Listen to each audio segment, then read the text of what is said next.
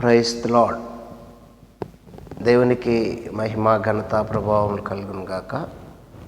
ప్రియమైన వారలారా, ఈరోజు శనివారము సాయంత్రము ఖచ్చితంగా 7 గంటలకి విజ్ఞాపన సిద్ధపాటు కూటం మనకు మందిరంలో ఉంటుంది. లైవ్ కాస్ట్ చేయబడుతుంది. లైవ్లో 7:30కు వాక్యం కూడా వస్తుంది. దయచేసి చాలా ప్రాముఖ్యమైనటువంటి ఈ యొక్క ప్రార్థనకు అందరూ హాజరవ్వాలని ప్రేమపూర్వకంగా ఆహ్వానిస్తూ, రండి ప్రియాదయ జన్మ ఈ దినం కొరకు సిద్ధపరచబడినటువంటి వాక్యాన్ని చదువుకొని క్లుప్తంగా ఉదయకాల దైవ ధ్యానం చేద్దాం. నిన్న చదువుకున్న భాగాల్లో ఒక మాట, లూకా శుభవార్త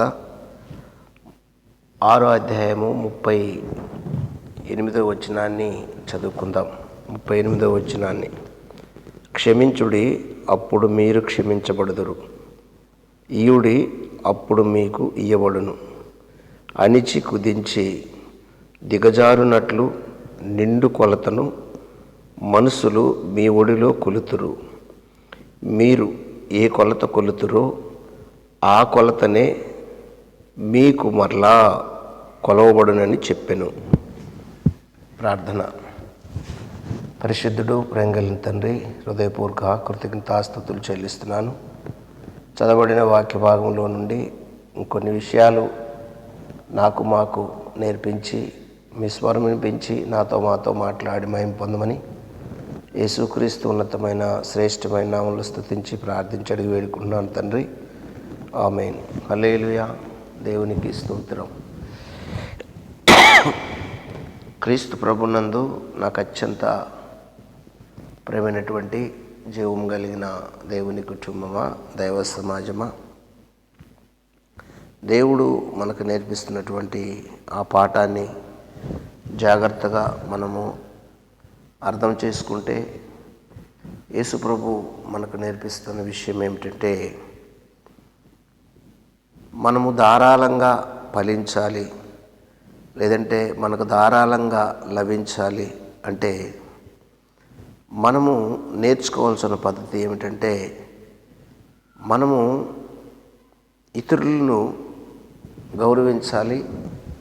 ఎదుటివారికి మన చేతిలో ఉంది ముందు ఇవ్వటానికి, మనము సహాయం చేయటానికి, లేదంటే దానము చేయటానికి, తోడుగా ఉండటానికి, అది దేవుని పేరిట ఏది అవతల వాళ్ళు అడిగినా అది మనం ఏం చేయాలంటే ముందు మనం ఇవ్వటానికి ఇష్టపడాలి. మనము దేవుని ద్వారా ఆశీర్వదించబడాలి అంటే దానికోసము ఇతరులను అడగడం కాదు, కానీ ఇతరులకు మనం ఇవ్వడమే.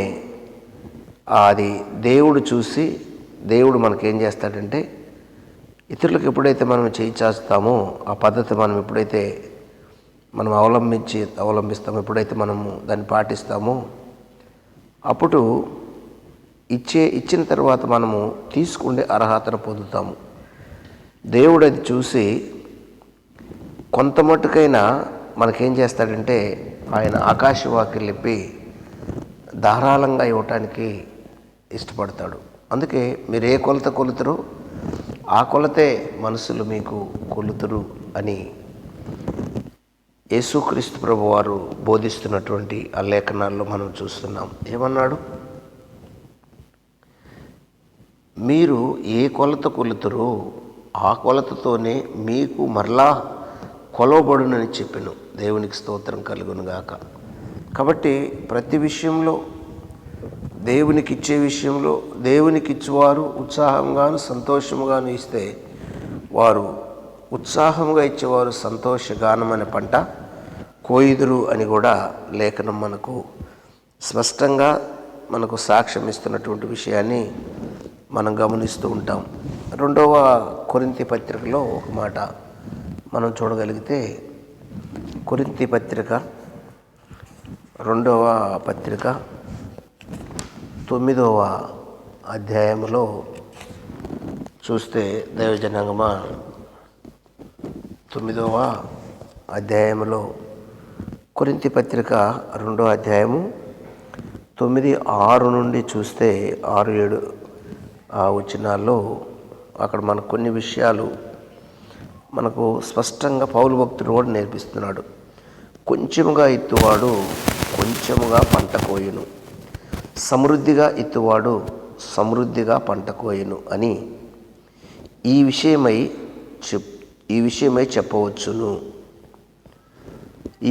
చెప్పవచ్చును.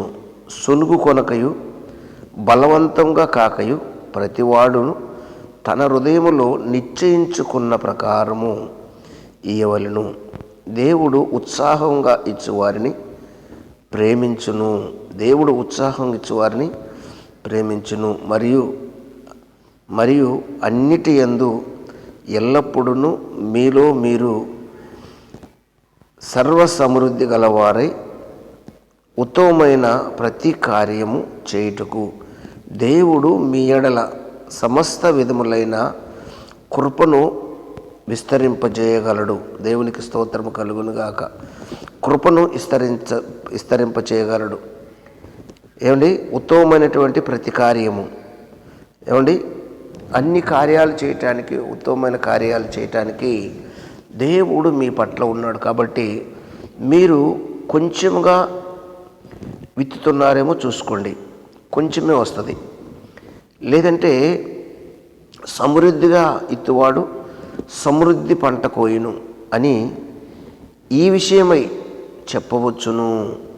సులువు కొనకయు బలవంతంగా కాకయు ప్రతివాడును తన హృదయములో నిశ్చయించుకున్న ప్రకారము ఇవ్వాలి. ప్రతివాడు తన హృదయములో నిశ్చయించుకున్న ప్రకారం ఇవ్వాలి. సొనుగుడులు గొనుగుడులు దేవుడికి నచ్చవు. ఏమండి, అసలు అటువంటి పద్ధతి వద్దు. చాలా హ్యాపీ హృదయంతో ప్రతి ఒక్కరూ ఆ పని, దేవుని పనిలో నిమగ్నమైతే దేవుడే కార్యసిద్ధి కలుగు చేస్తాడు అని లేఖనములో మనము చూస్తున్నాము. లేఖనము సాక్ష్యం ఇస్తుంది.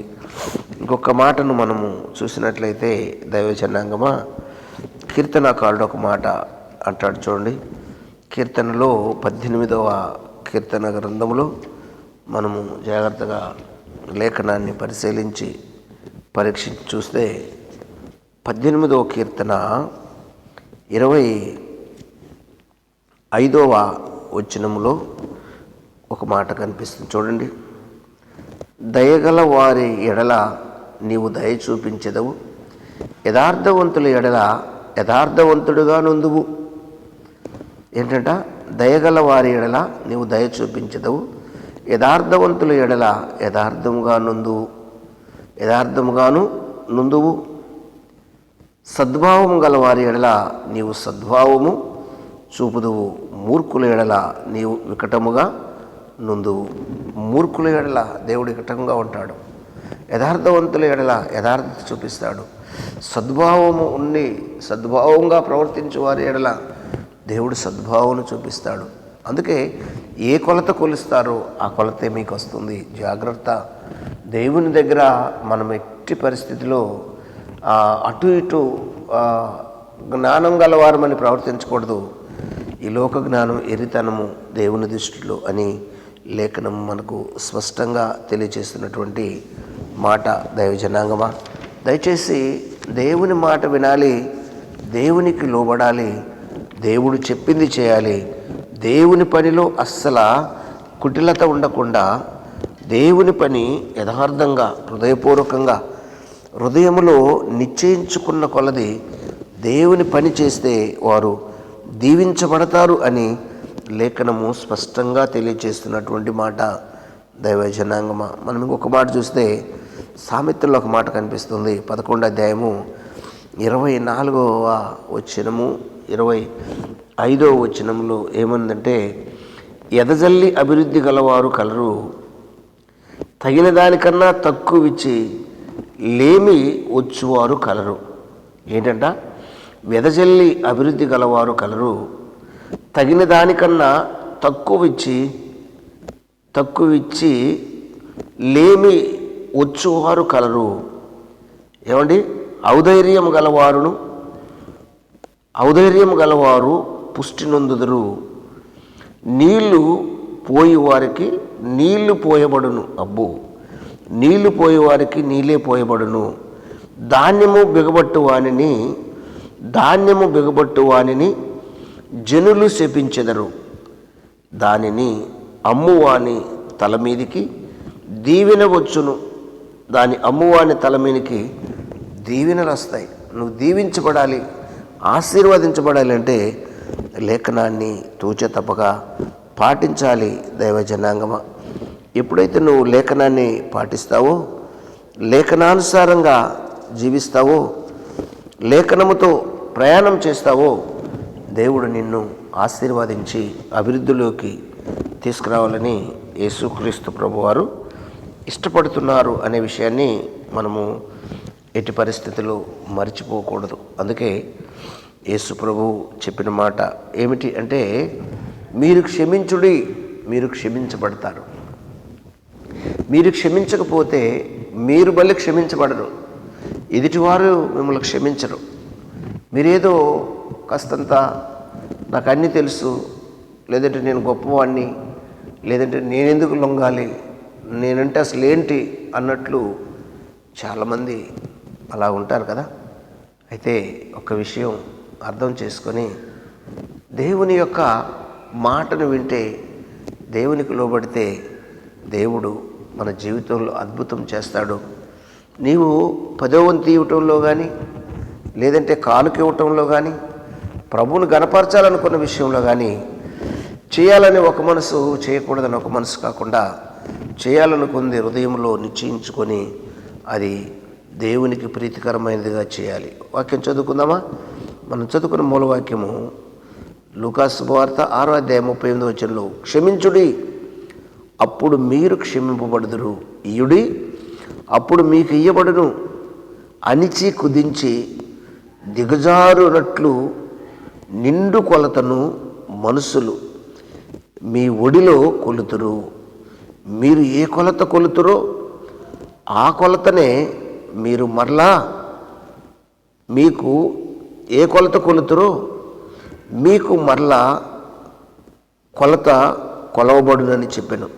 ఏమండి, ఏ కొలత కొలుస్తామో ఆ కొలతే తిరిగి మనకు కొలవబడుతుంది అని లేఖనము సాక్ష్యం ఇస్తుంది. కనుక ప్రియ దైవజన్మ, దేవుడు చాలా స్పష్టంగా క్లారిటీగా ఉంటాడు.